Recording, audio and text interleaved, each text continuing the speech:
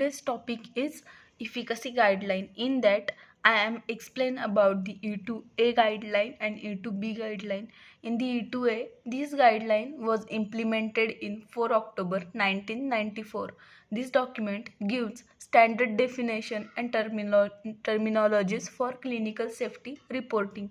Definition like ADR, SADR, unexpected drug reaction, basic terms, adverse event, adverse experience, symptoms or disease temporarily associated with the use of medicinal product. In that second, ADR, adverse drug reaction, a well accepted definition of an adverse drug reaction in the post marketing setting, is found to WHO Technical Report 498. Third is the unexpected ADR. An ADR, the nature or severity of which is not consistent with the applicable product information IB.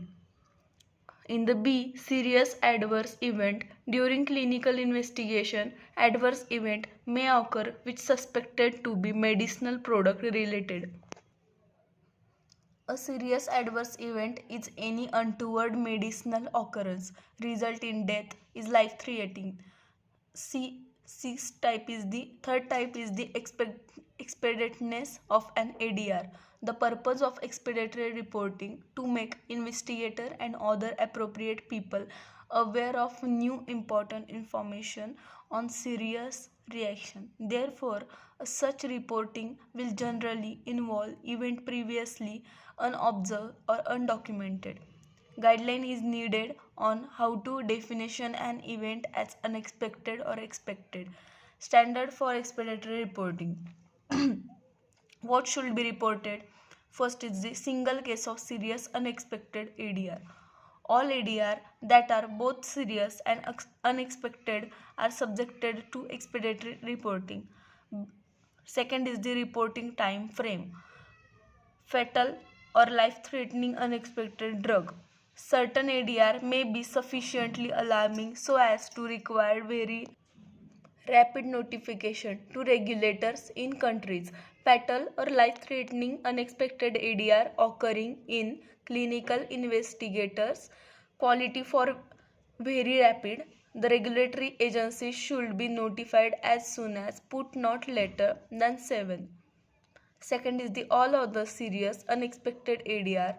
Serious unexpected reaction ADRs that are not fatal or life threatening must be felt as soon as possible but no later than 15 days. Third is the minimum criteria for reporting an identifiable patient, a suspected medicinal product, identifiable reporting source, event or outcome, SUSAR. How to report? CIOMS. I stand for expeditory event reporting. Then report sent to regulatory. Then informing investigator and ethics committee. Elements for expeditory report of serious ADR. First is the patient details. In that, gender, age, weight, height. Second is the suspected medicinal product. First is the brand name of reported. And second is the INN, International Non-Proprietary Names. In that, there is the E2B guideline. In that, E2B R2 is international standard for transmitting medicine adverse event report.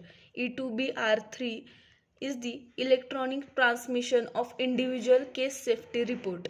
ICSAR, standardized definition of data element used in electronic transmission of different type of ICSAR regardless of source and destination.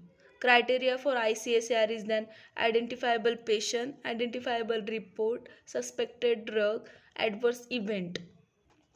ICSAR transmission, exchange of safety information based on paper-based format, yellow card, CIOMS forms, MedWatch forms or electronic media. Thank you.